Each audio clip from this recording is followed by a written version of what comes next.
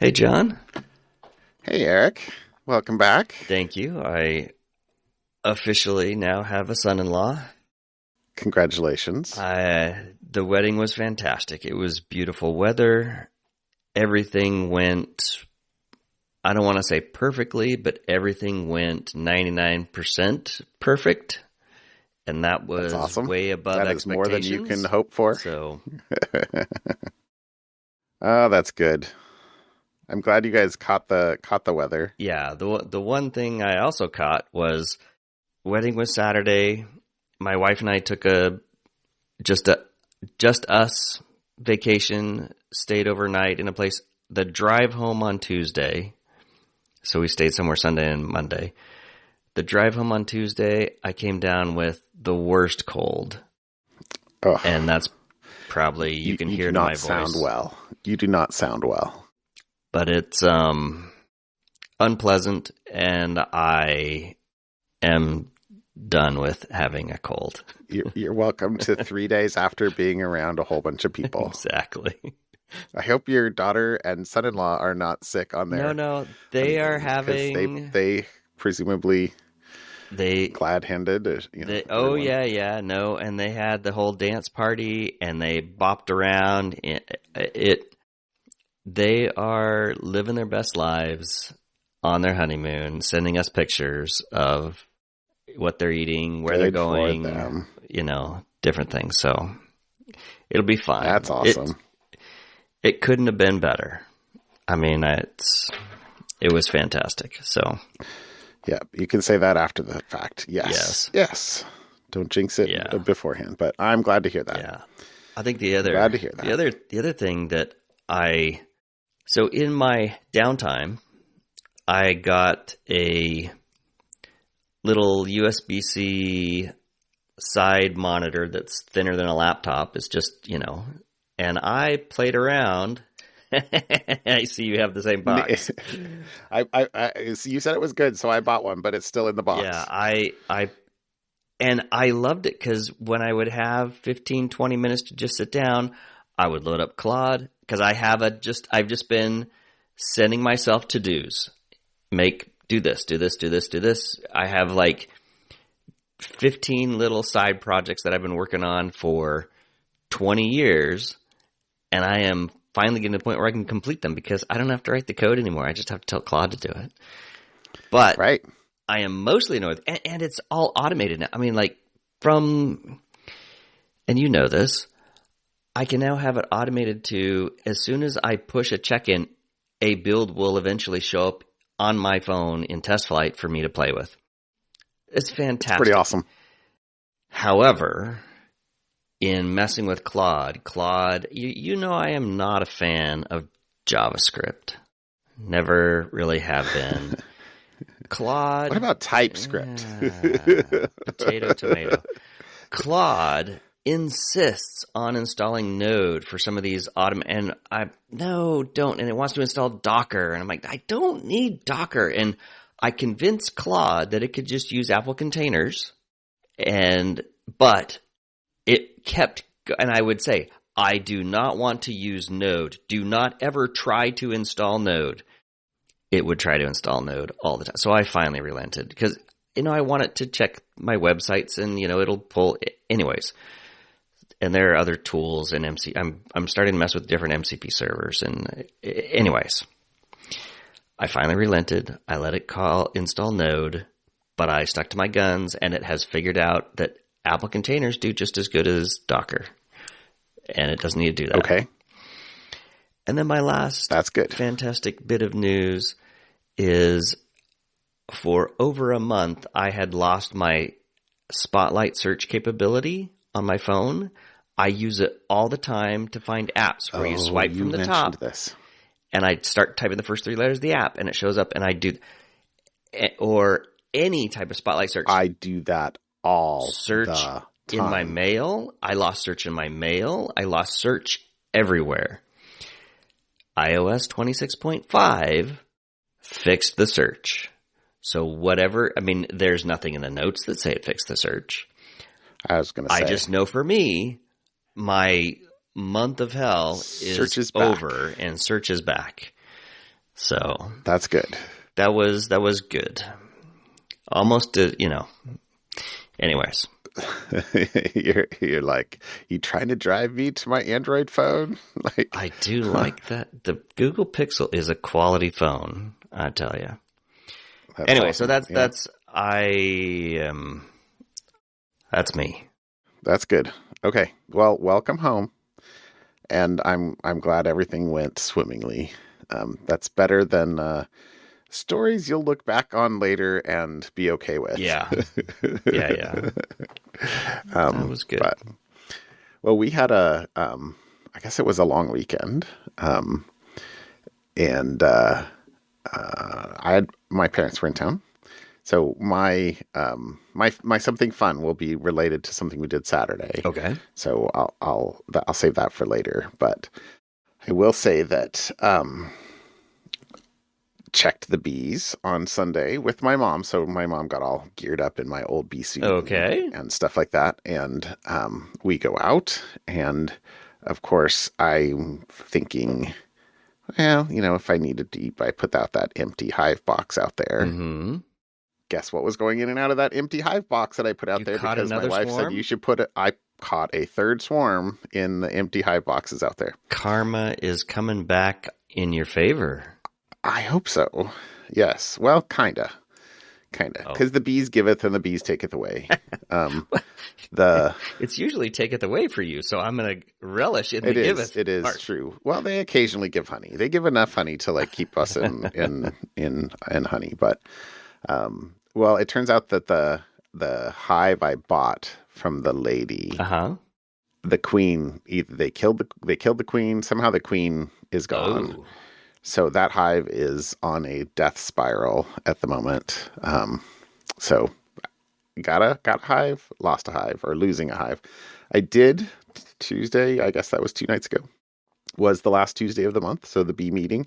And I did ask if there were anybody there that had queens, and a guy said that he had queens. So I am planning on trying to go Saturday morning, pick up a queen, and maybe try and rescue that hive.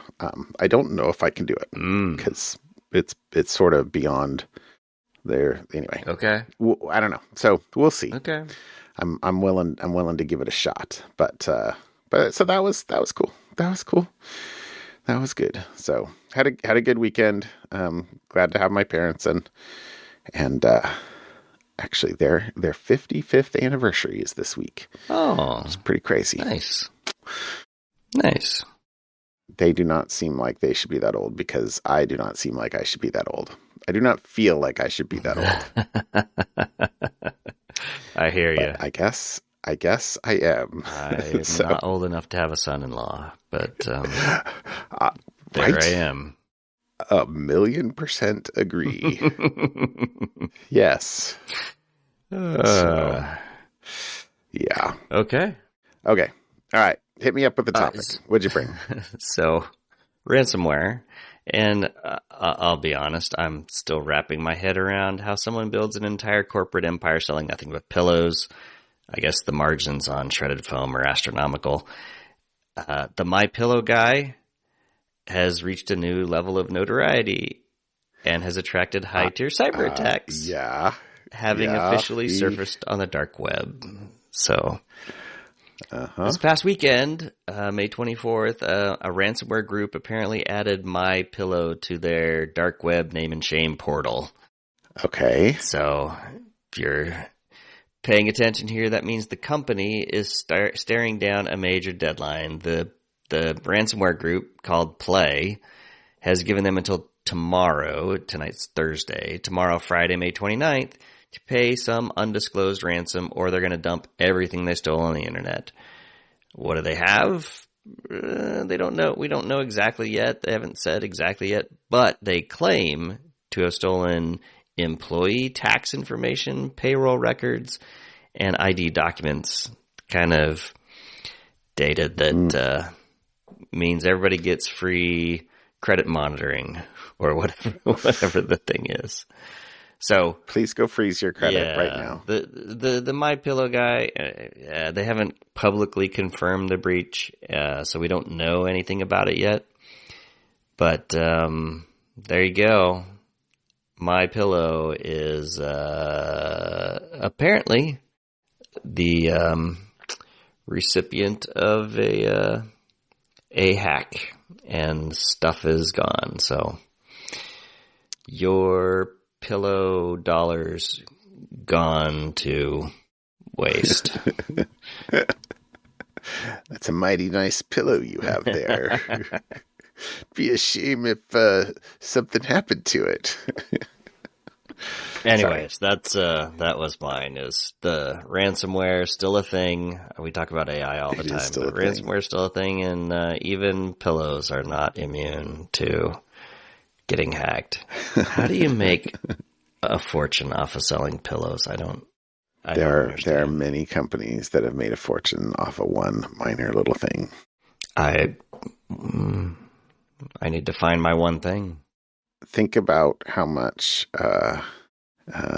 they've made off of See's candy since purchasing it in the 70s. I guess See's candy makes more than just one little thing, but they are a lot of the same little things. I guess there are multiple pillows: hard, soft, medium, side sleeper. I don't know. I don't know. All right, what did you bring? Okay, well, so mine, I'm continuing with the Anthropic theme, but and this probably could have been a follow-up, but I saw Risky Biz posted a blog that had some summary stats for the overall Project Glasswing, and so Anthropic says that the Mythos cybersecurity model and Project Glasswing partners have found more than 23,000 vulnerabilities across more than 1,000 open source projects in roughly 6 weeks. More than a quarter of the findings, or over 6,200 bugs, are rated or suspected to be high or critical severity. So obviously this has been about AI finds bugs faster, but it's also maybe more so about AI about to overwhelm the human systems that validate, disclose, prioritize, and patch. Yeah. So, which we've, this has been the theme for weeks now. So, I love this is the clearest bug apocalypse story so far. If models like Mythos can find thousands of real vulnerabilities quickly, defenders want access, of course, so that they can patch first, but the same economics will eventually help attackers and low-quality bug bounty submitters. Yeah. I'm very curious to see the follow-up from that Apple bounty last week that you mentioned. Yeah. What about open source maintainers? They already operate with limited funding and limited time, and they're going to face a flood of AI generated reports that are going to take careful triage before safely patching, or else you risk having other things included in them. Yeah. The technical breakthrough of the findings creates an operational bottleneck. And at least at the moment, unfettered AI can't really cope with the AI breakthrough. So some sort of forward-looking things. So there's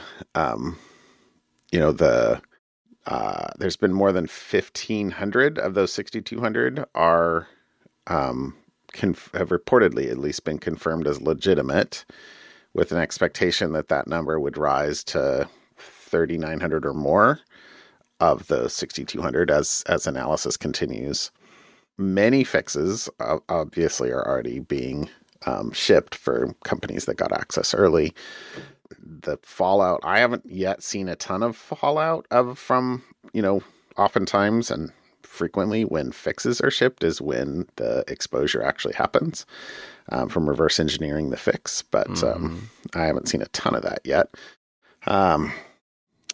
So the thing that I'm continuing to kind of keep my ear to the ground on is about what risky business is saying here too. I'm with them here, sort of framing the problem as triage overload. Maintainers, vendors, bug bounty programs may not be able to process the AI scale vulnerability discovery. So I really I like the question that is resonating in my mind here is, if AI makes vulnerability discovery cheap and continuous, who pays for the human triage and patching work? Yeah. To close the gap. And it's deferred maintenance.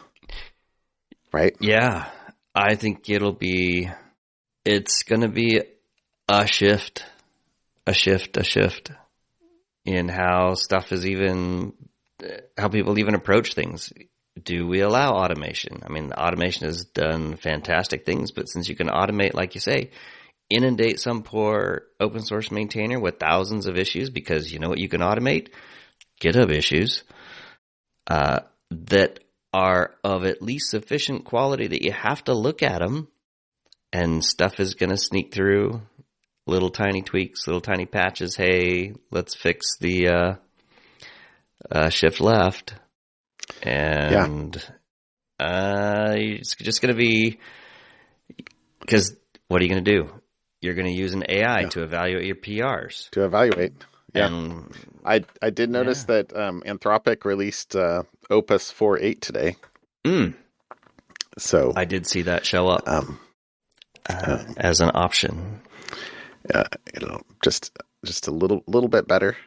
A little bit better. They published numbers over 4.7. Okay. So, yeah, a little. I mean, did you also see that Anthropic now is more valuable than OpenAI? I did not. So they bought 900 and some odd billion. Anthropic. Yeah. Wow. Okay. Like just the numbers are insane. All right. Wow. Well, something fun. Having used both of them, I must say I like Opus better than GPT-5.5. I have definitely found. I'm looking forward to Gemini, because Google I/O, and they have a bunch of what I think might be really cool Gemini tools. They have one that will take your iPhone app and convert it to native Android. So there's lots of cool things. I just need to see them kind of come out. So the thing that I read an article on, maybe this should have been my something fun, but I'm really interested in Google Omni. Yeah. Like looks very, very interesting. For like ingests anything and outputs anything from multimodal. So nice. Anyway, maybe that should have been my something fun. Anyway, maybe next week that'll be my something fun. Okay. Prelude. Okay. How about your something fun? I have 3 something funs, and they're all just websites. I'll allow it. So I actually snuck this phrase in earlier. Potato, tomato. And I know that was because that's a King family saying. It is. That is one of my sons saying. This is a website that is part of the Useless Web. You can go to theuselessweb.com and click, and it'll take you to some random site that does who knows what. Oh my gracious. Potato, tomato shows you a picture of a potato or a tomato, and you have to guess which it is. Okay, so what happens when you say the wrong thing? No. Yeah. So that's all it is. Potato or tomato.com. Okay, I got to send that to my son, who is always doing that to me. Over the last week or so, I have several domains, and I've been playing with Cloudflare and what Cloudflare can do beyond just a simple web host. And so I have a website called myscorebook.com. This has nothing to do with my scorebook, but it will check your current location and then start pulling stories from the news related, in your area. And then for every number that's in that headline, it'll just start adding those numbers up. So the numbers are irrelevant. 4.8% means 4.8, and now you got a number. $22 million dollar fraud charge, whatever. It puts 22 million, and it just adds up numbers. So it's just a part of the useless web. So myscorebook.com will be a website now that people can go to.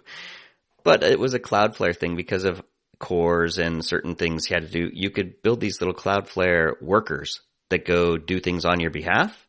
It's fantastic. So myscorebook.com. That's number 2. And fun thing number 3 is another Neil.fun website. This one is called Cursor Camp. So it's Neil.fun/cursor-camp. And your cursor is just a little flag, and you move around this kind of beach fun area, and you can collect things and buy shorts and whatever. But everybody else in the world is also looking at that same site, and their cursor and where they're moving has a little flag so you can see what country people are in. Oh, and very so there's cool. all these little countries, cursors, walking around, moving around this, beach campsite, and you can pick up things. There's some people playing volleyball. Anyways. U.S. versus France, I think that is. So. That is Anyways, funny. Those were 3 things I stumbled across. Well, 2 things I stumbled across, and 1 thing that I had added to the useless web because I was trying to solve a problem, and I solved my problem, and then I was like, now what do I do with this? I was like, oh, I know. I've got to make a useless website. Make a useless website. I got a dumb domain. That's pretty funny. Anyways. Okay, that's awesome. Those are something fun. I love it. Okay, how do I get I'm going to have to Command W to close the tab so that it stops moving my mouse. I don't know. Okay, my something fun. So I think I might have said that I was going to do this last week, but our Saturday night we went to see the John Williams in concert at the Symphony. Uh-huh. And of course, how did they choose, I don't know, a dozen John Williams songs to play? There is so much to pick from. So John Williams is my something fun tonight because I think everybody should probably knows 100 John Williams songs or more. Superman, Star Wars, Indiana Jones, E.T. Yeah. I'm sick, so I'm gonna Jurassic Park. Yeah. Jurassic Park, Empire Strikes Back. He's written all the music. The Witches of East. I'm looking in the 80s here at the moment. The Witches of Eastwick, Born on the 4th of July, The Accidental Tourist, Superman 5, Empire of the Sun. I think that I saw an interview with Steven Spielberg in the last, few weeks where he was talking about his latest movie that's coming out is called Disclosure Day. Yeah. And evidently John Williams scored that, even though John Williams had told Spielberg that he's done. Because Williams is 94 years old. So he is the greatest living composer. 100% agree. And no argument. The conductor at on Saturday night told a story of Spielberg going to Williams saying when he was asking Williams to score Schindler's List, and Williams was like, "No, I can't. You need Mahler," or he named off several other composers. And evidently Spielberg looked at him and said, yeah, I know I do, but they're all dead. I need you. And of course, Schindler's List is an amazing score.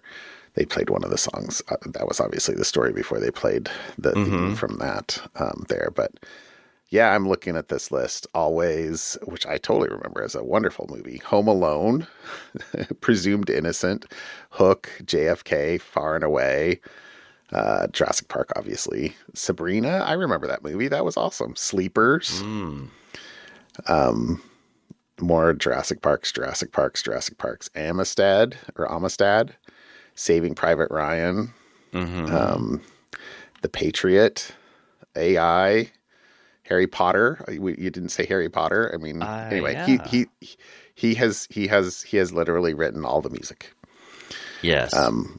So if you've been alive for the last more than I 40 years, Jaws, Close Encounters of the Third Kind. yeah, The list is endless. War of the Worlds.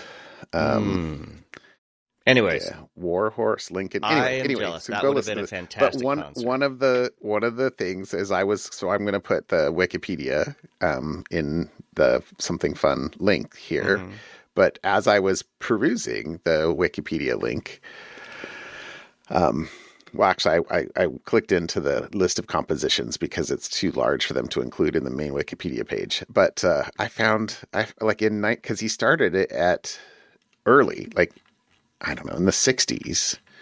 What was their first year? The first year that they have stuff out here is from 54. But in the 60s, he's credited on several episodes of Lost in Space. Oh. And many of his credits in the 60s were credited as Johnny Williams instead of John Williams. So he's credited as Johnny Williams. Johnny Carson, and Johnny Williams. And yeah, even back in the 60s, like I'm looking at some of those, I'm like, oh wow, I've actually seen some of those. The Plainsman and obviously Lost in Space, The Rare Breed, Jericho, Time Tunnel, Valley of the Dolls, Land of the Giants.